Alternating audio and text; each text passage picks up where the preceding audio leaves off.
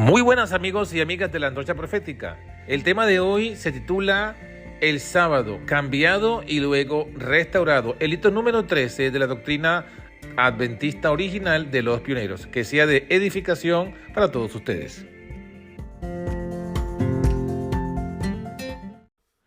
Estamos aquí pues entonces para estudiar el tema de hoy que se titula o lo hemos titulado La ley cambiada y restaurada. Sería la doctrina pionera número 13 y corresponde con el estudio constructivo del cual venimos hablando. Hemos venido hablando acerca de cómo la profecía de Daniel 8:14 fue un punto de inflexión para el pueblo adventista. Le mostró el tiempo que estaban viviendo, la profecía que se estaba cumpliendo, específicamente la apertura del lugar santísimo del santuario celestial y la obra de la purificación del santuario o juicio que estaba comenzando. Junto con ello, entendieron que dado que se desarrollaba en ese lugar santísimo, allí estaba el arca y dentro la ley que no había cambiado. Encontraron pues la vigencia de la ley, encontraron la vigencia del sábado y comenzaron pues a hacer esa predicación. Y una de las verdades también que se descubre que van consono con esta es que el mundo cristiano no ha guardado o no estaba guardando o no se conocía acerca de la vigencia de la ley por la obra del hombre de pecado, ¿sí? Y eso es lo que vamos a estudiar hoy, cómo el hombre de pecado cambió la ley y cómo ya Dios había advertido de un movimiento de reforma y restauración que justamente trataría pues sobre el punto de la ley de Dios. Pero bueno, antes de llegar a ese punto, veamos primeramente esa primera gran verdad. En segunda de Tesalonicenses capítulo 2, en el versículo 3, se nos habla de unos eventos que debían ocurrir antes de la segunda venida de Cristo.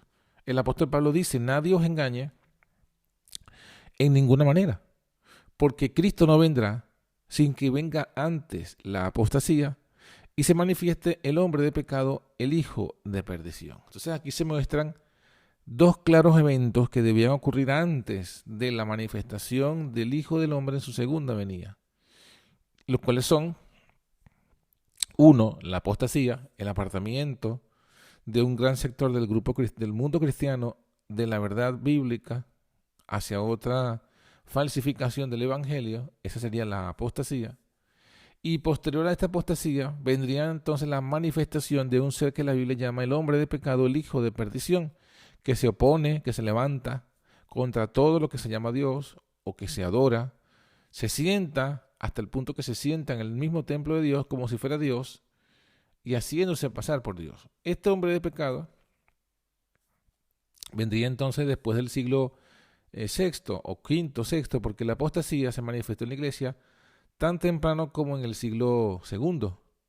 Sin embargo, por la persecución que sufrió la iglesia, la apostasía no cuajó en todo el mundo cristiano, hasta que después que vino la calma con Constantino, entonces floreció la apostasía. Desde el siglo cuarto hasta el siglo sexto, la apostasía fue creciendo al punto que todas las doctrinas falsas que hoy día imperan en muchas iglesias surgieron en ese periodo, en el periodo del siglo cuarto, quinto. Llegado el siglo sexto, entonces esa apostasía se consolida cuando surge el hombre de pecado. El hombre de pecado vendría a ser entonces la cabecilla de esta rebelión, la cabecilla de esta apostasía, que conocemos todos, sabemos que se refiere pues al papado. Este hombre de pecado es el papado, porque su mismo nombre lo indica. Dice hombre de pecado. Su ministerio es llevar al mundo cristiano al pecado. Es interesante que en algunos manuscritos de este versículo no se usa la palabra comúnmente pecado de amartía, sino se usa la palabra anomia. ¿Y por qué es significativo? Porque la palabra anomia significa sin ley. Entonces ya sabemos que el pecado es la transgresión de la ley, pero el mismo hecho que se presente al hombre de pecado como el hombre sin ley es porque una vez más su ministerio característico sería en contra de la ley de Dios. Y en esto coincide con el libro de Daniel, capítulo 7, y el verso 25, donde se nos menciona el mismo personaje llamado hombre de pecado, que también se llama hijo de perdición, que también es el anticristo. Aquí en Daniel se presenta bajo la figura del cuerno pequeño, que surge de la cuarta bestia, que es Roma, que surge posterior a la división de Roma de los 10 cuernos, y que en su surgimiento de esos 10 cuernos tiene que derrocar a 3 para surgir, y que los 7 cuernos restantes que quedan bajo su supremacía, porque dice que ese cuerno creció más que los demás, tuvo ojos y habló grandes cosas, y también se le dio boca que hablaba grandes cosas. Los ojos representan esa manifestación de supervisión, de control. Y la boca, bueno, las doctrinas falsas y las leyes que erigió. Y entre esas cosas dice Daniel 7:25 que hablaría palabras contra el Altísimo. A los santos del Altísimo quebrantaría. Entonces las palabras contra Dios son las doctrinas falsas, las doctrinas blasfemas. Los santos que iba a quebrantar es la persecución que hizo contra los otros cristianos que no se sujetaban a su supremacía. Porque como estamos diciendo, él crece, este cuerno crece, es un rey, se convierte en un rey, y un rey que es príncipe entre los reyes de la tierra, entre los reyes de Europa, porque esos 10 cuernos son Europa. Entonces se convierte en el príncipe de Europa, el rey de Europa. El papado controla la vida religiosa, política, social y económica de Europa durante más de 1260 años. Y entre las cosas que hizo a nivel religioso, dice, pensó en cambiar los tiempos y la ley. Y ese cambiar los tiempos y la ley apunta específicamente a la ley de Dios, específicamente apunta al cuarto mandamiento, que es el único de los 10 que fue cambiado. Porque el mandamiento número 2, que prohíbe la adoración o la reverencia o la honra de imágenes o ídolos, fue suprimido por completo de la ley de Dios. Pero este mandamiento cuarto no fue suprimido por completo, sino cambiado, en el sentido que mandaba la santificación de un tiempo, santificación del séptimo día de la semana, y fue cambiado a la santificación del primer día de la semana. Y a su vez, en el catecismo católico, se presenta no acuérdate del día sábado, sino santificarás las fiestas. O sea, no solamente manda la santificación del día domingo, sino que también manda la santificación de todas las fiestas católicas. La Navidad, la santificación de la Navidad, la santificación de los carnavales, la santificación de la Semana Santa. Todas estas fiestas que son católicas, la santificación de esa fiesta es lo que presenta el cuarto mandamiento en su versión católica, pero que no es el cuarto, porque en la versión católica si suprimieron el segundo mandamiento, entonces el mandamiento que era tercero se convierte en segundo y el mandamiento que era cuarto se convierte en tercero. Y así se cumple la profecía de Daniel 7:25. Bueno, como aquí mismo lo dice el versículo 25 de Daniel 7, que el mundo sería entregado en sus manos, bueno, el mundo occidental, el mundo de Europa, el mundo de Roma, de la antigua Roma, ahora Europa, sería entregado en su mano hasta tiempos y la mitad de un tiempo, o sea, son 3 años y medio, 1260 días o 1260 años, durante el cual este príncipe de los reyes europeos dominó las conciencias, dominó la política, la economía. Y como dice por allí el Confete de los Siglos, durante más de 1000 años, Europa no progresó en las ciencias, ni en las artes, ni en la economía, ni en ninguna de estas ramas, porque estaban sometidas a la dirección de este hombre de pecado. Y por tanto, bajo su filosofía y doctrina, no había prosperidad. Bueno, aquí nos dice la historia y también la profecía, Mateo 24, que esos 1260 días serían acortados, que no durarían los 1260 días. Ese acortamiento de los días, esa profecía que advierte el acortamiento de los días del poder papal, se cumple con la primera gran reforma del siglo XVI. Martín Lutero y otros, por su enseñanza que descubrieron en la palabra, que resumieron en esas doctrinas reformadas, sola fe, sola gracia, sola escritura, comenzaron pues a dar asestaron golpes al papado en su doctrina, en sus enseñanzas, en su poder. Y esa gran reforma, entonces, justamente fue el primer paso que abriría lugar a las otras reformas. ¿A cuál reforma? La reforma del siglo XIX, porque la reforma del siglo XVI fue seguida por otra reforma en el siglo XVII y XVIII, que fueron las reformas inglesa, la verdad que progresó en Inglaterra, y luego con los puritanos, esa reforma del siglo XVII y XVIII se va a Estados Unidos, levanta una nación, levanta iglesias puritanas en Estados Unidos, y es a esas iglesias puritanas donde Dios envía esa otra, por así decirlo, tercera ola de reforma. Esta reforma tercera o esta tercera ola de reforma ocurre en el siglo XIX y es una reforma que consiste en restaurar la ley y el sábado. Porque la reforma del siglo XVI y la reforma del siglo XVII y XVIII, las reformas protestantes, la reforma protestante luterana y calvinista, junto con la reforma inglesa y la reforma puritana, no tuvieron que ver con la ley y el sábado, sino con la Biblia sola, la sola fe, la justificación por la fe, la santificación por la fe que obra. Esas fueron las reformas que se hicieron en los siglos XVI, XVII y XVIII. Ahora, en el siglo XIX viene la reforma de los mandamientos de Dios, de la ley y del sábado. Y esas reformas las encontramos profetizadas en varios pasajes de la Escritura. El primer pasaje que nos habla de esta reforma es en el libro de Isaías, capítulo 56. En Isaías, capítulo 56, encontramos esa primera profecía en relación con la reforma sabática. Versículo 1 dice, así dijo Jehová, guardar derecho y hacer justicia, porque cercana está mi salud o mi salvación para venir y mi justicia para manifestarse. Bienaventurado el hombre que esto hiciere, y el hijo del hombre que esto abrazare, que guarda el sábado de profanarlo y que guarda su mano de hacer todo mal.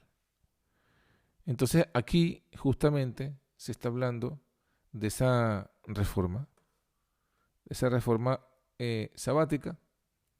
¿Y cómo sabemos que está hablando de esa reforma sabática?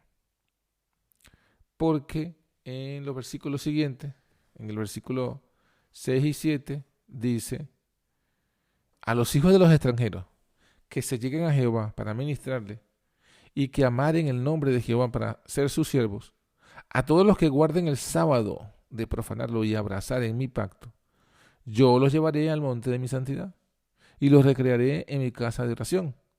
Sus holocaustos y sus sacrificios serán aceptos sobre mi altar, porque mi casa de oración, será llamada para todos los pueblos. Ahora, estos versículos están hablando del sábado, no solamente para los judíos, sino también para los hijos de los extranjeros que se allegan a Jehová. O sea, todos los extranjeros, los gentiles, que no son judíos, que crean en Jehová, que amen su nombre y que comiencen a servirlo, también se profetiza, debían abrazar el sábado, el guardar el sábado. Y dice que el Señor los aceptaría, ¿sí? Ahora el versículo 8 nos certifica de que esto se refiere a la dispensación cristiana, no la dispensación mosaica o la dispensación judía. ¿Por qué? Porque el versículo 8 dice lo siguiente: dice el Señor Jehová, el que junta o el que recoge los dispersos de Israel. Juntaré a él otros todavía, además de los que ya están recogidos. Entonces, esta reunión, porque aquí está hablando de la reunión de los gentiles, juntaré o recogeré los dispersos de Israel. Esos dispersos de Israel, esos otros que ya estaban recogidos, pero otros que iban a ser congregados a Israel, es la reunión de los gentiles por medio del Evangelio. Esa reunión de los dispersos de Israel es la reunión de los gentiles por medio de la predicación del Evangelio. Esto muy bien lo podemos complementar con Hechos de los Apóstoles, porque en Hechos de los Apóstoles también habla de algo parecido y dice lo siguiente, cuando están justamente dilucidando acerca de la circuncisión, acerca de si mandar a los gentiles que se están convirtiendo en la iglesia cristiana apostólica, si mandarles que se circunciden y que guarden la ley de Moisés. Entonces, en medio de la disputa, de la discusión, dice que en esa reunión que hicieron, se muestra, ¿no? Pablo y Bernabé testifican de cómo los gentiles se iban convirtiendo por su predicación. Entonces, también lo hace Simón cuando dice que se convirtió Cornelio. Y en ese contexto, Santiago toma la palabra y responde. Y dice en el Hechos 15:14, Simón ha contado cómo Dios primero visitó a los gentiles para tomar de ellos pueblo para su nombre. ¿Ve? Visitó a los gentiles para tomar de los gentiles pueblo para su nombre. Versículo 15, Hechos 15:15. Y con esto concuerdan las palabras de los profetas como está escrito, después de esto volveré y restauraré la habitación de David, que estaba caída, repararé sus ruinas y las volveré a levantar, para que el resto de los hombres busque al Señor y todos los gentiles, sobre los cuales he llamado mi nombre, dice el Señor que hace todas estas cosas. Entonces, aquí está hablando de que el resto de los hombres, o sea, los que no son judíos, buscarían al Señor. Los gentiles serían, dicen, los sobre los cuales he llamado mi nombre. O sea, los gentiles invocarían el nombre de Jehová, que es lo que acabamos de leer en Isaías. Y dice que eso es el cumplimiento, que el cumplimiento de esta profecía es los gentiles convirtiéndose en el Evangelio. Entonces ya tenemos con claridad, a la luz de la Biblia, que Isaías 56 está hablando entonces de la época de los cristianos, la época de los apóstoles. Está profetizando que el mundo gentil que comienza a abrazar el Evangelio y se allegasen a Jehová, también se llegarían a abrazar el día de reposo, a guardar el mandamiento, el día de reposo. Y con esto entonces se entiende que la obligación del cuarto mandamiento se extiende aún más allá de la crucifixión, más allá de la resurrección, más allá de la ascensión de Cristo, hasta cuando sus siervos debían predicar a todas las naciones el mensaje de las buenas nuevas. Y bueno, eso también ahora nos lleva a otra etapa del cumplimiento, ¿no?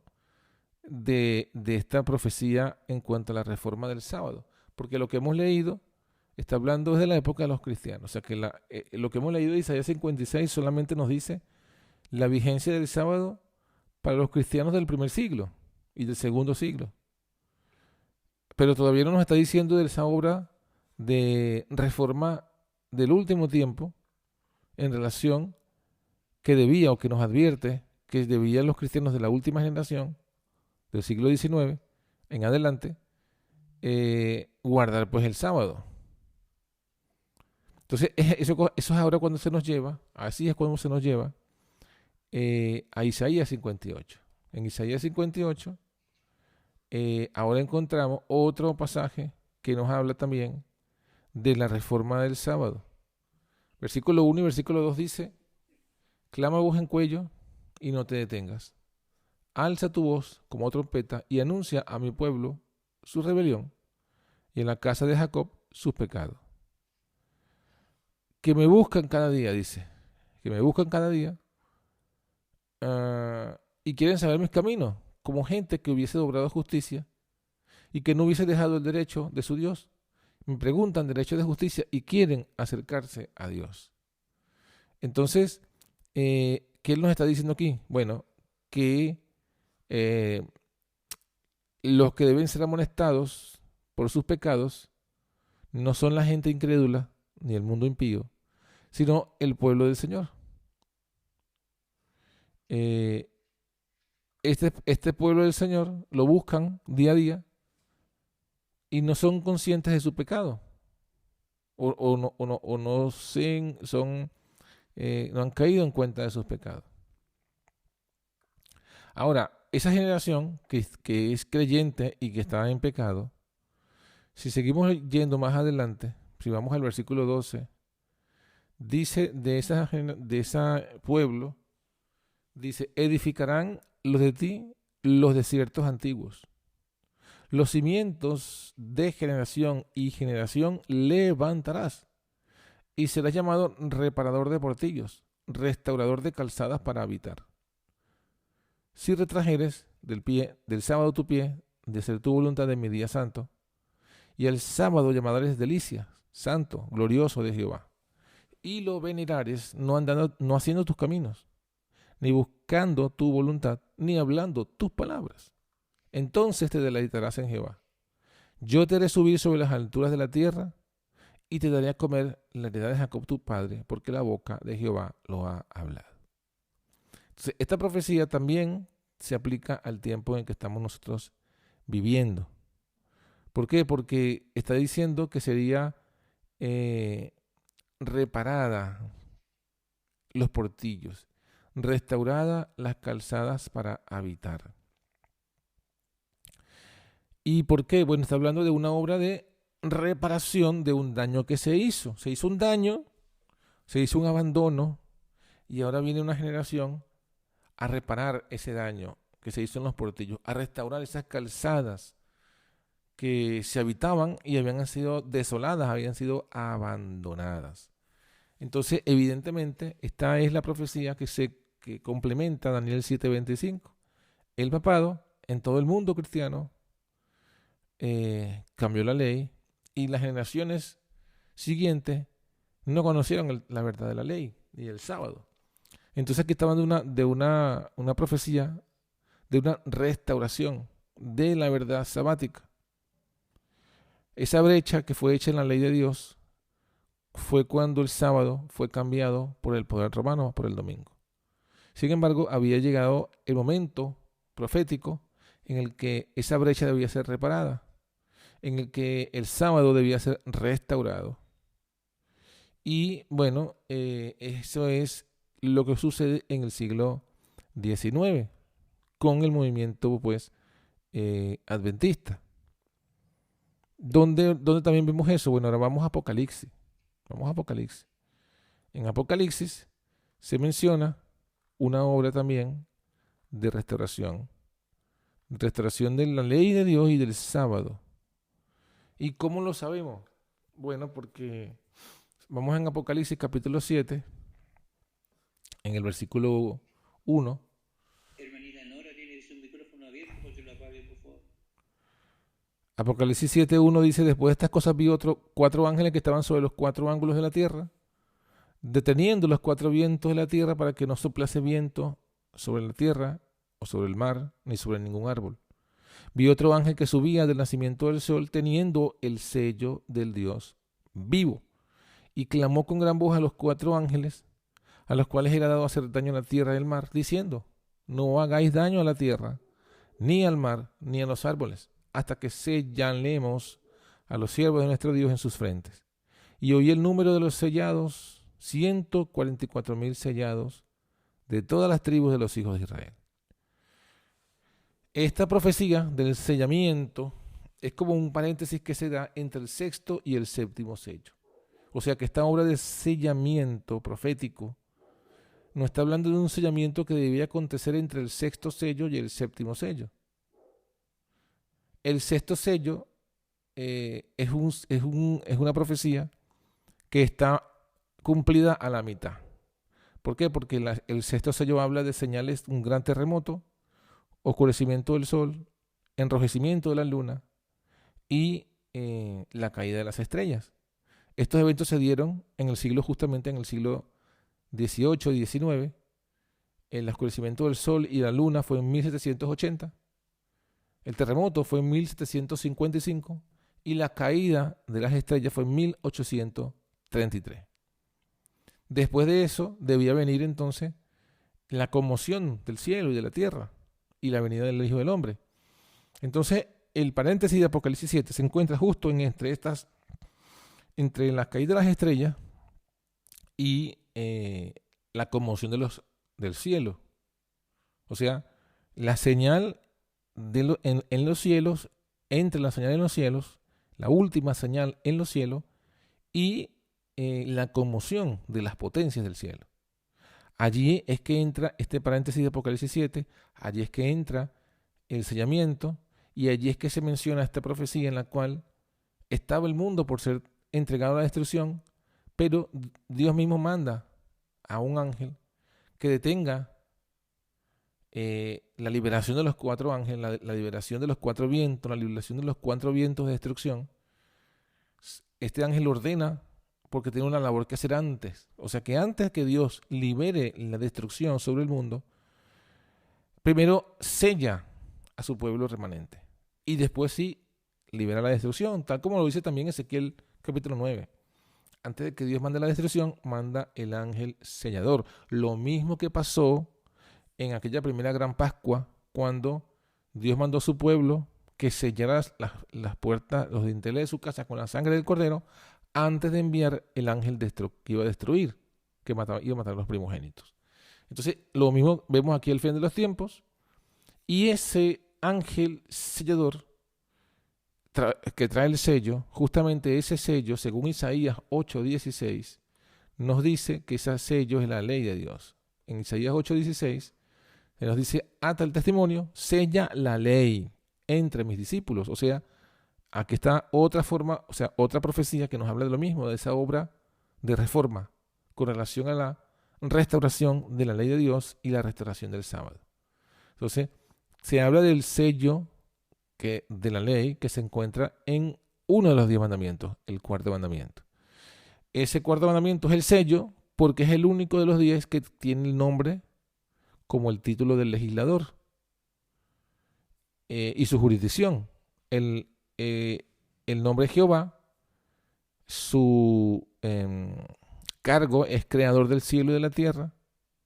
Por eso se manifiesta su derecho a ser reverenciado y adorado.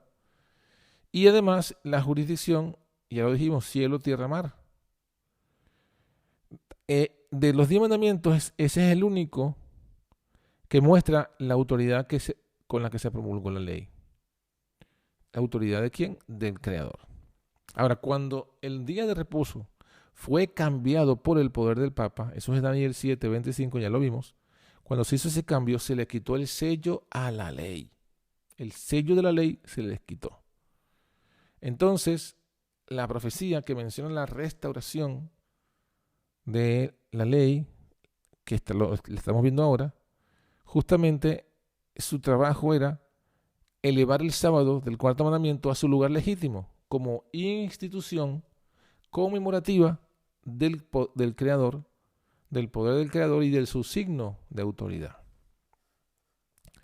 Fíjense que todo esto es pura Biblia. Lo que hemos estado leyendo es pura Biblia, puras profecías de la Biblia, del Antiguo Testamento y también del Nuevo.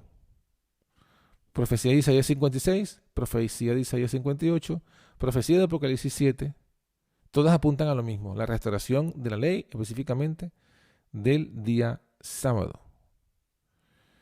¿Qué más podemos saber acerca de la obra de reforma con relación al sábado? La restauración.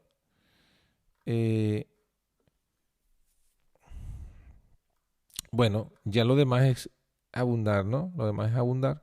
Hay una profecía más. Es una profecía más. Esa profecía también está en Apocalipsis. En Apocalipsis, justamente, capítulo 14, nos habla, a partir del versículo 6, nos habla también de una obra religiosa. ¿Cómo sabemos que es una obra religiosa? Porque está hablando de un ángel que vuela en medio del cielo y tiene el evangelio eterno para predicarlo. O sea, es un movimiento religioso porque es un movimiento que está predicando un mensaje. Ese mensaje se resume como el evangelio eterno. Es un mensaje mundial porque dice que va a toda tierra, nación, tribu, lengua y pueblo. Y ese mensaje primero va seguido por el segundo mensaje del segundo ángel. Y concluye con el tercer ángel, que está en el versículo 9. El tercer ángel lo siguió diciendo en alta voz. Y al final del resultado de esa obra de reforma, de esa obra de predicación de los tres ángeles, surge un remanente que está en el versículo 12, Apocalipsis 14, 12. Y dice, aquí está la paciencia de los santos. Aquí están los que guardan los mandamientos de Dios y la fe de Jesús. O sea, esta obra de reforma con relación a la ley y el sábado, sabemos que este mensaje, su obra es restaurar la ley y el sábado, porque al final se ve un grupo que ha recibido el mensaje de los tres ángeles, que ha aceptado ese llamado y manifiesta su obediencia. ¿A qué? A los mandamientos de Dios y a la fe de Jesús. Y este es el último mensaje que se va a dar al mundo, y lo sabemos porque después de este mensaje tercero, el versículo 14 dice, miré aquí una nube blanca, sobre la nube uno sentado semejante al Hijo del Hombre, que tenía en su cabeza una corona de oro y en su mano una hoja aguda. Y entonces metió la hoja y cegó.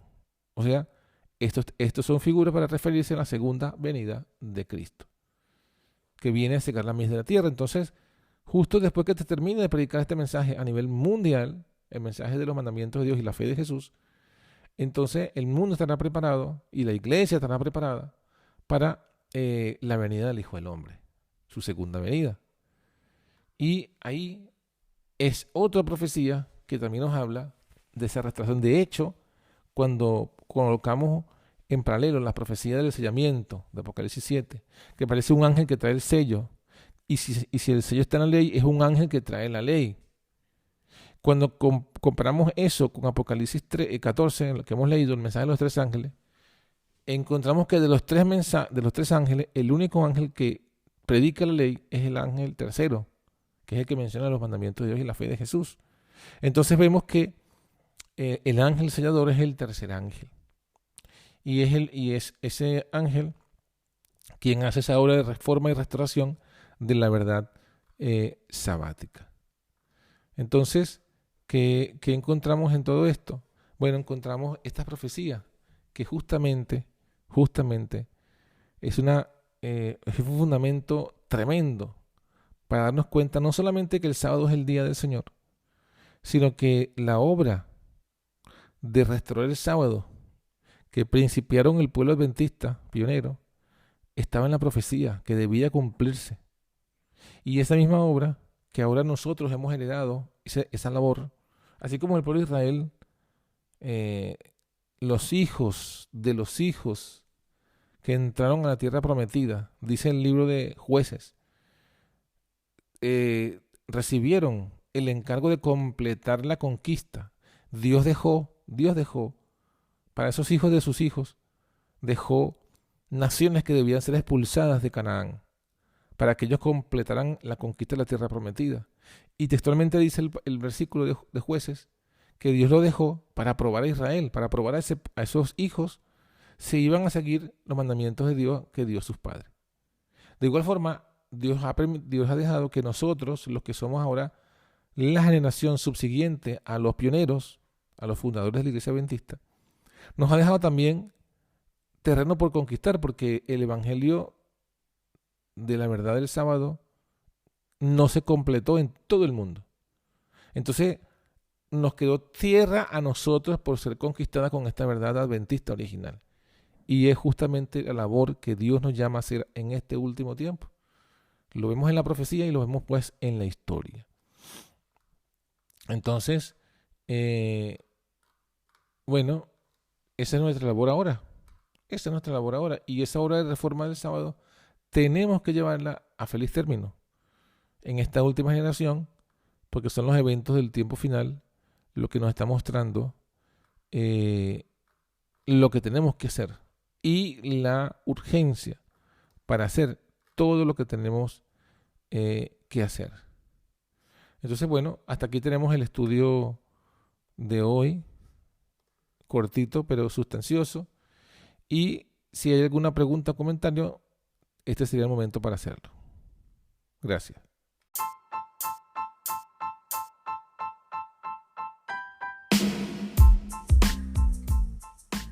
Y así finaliza por hoy nuestro podcast.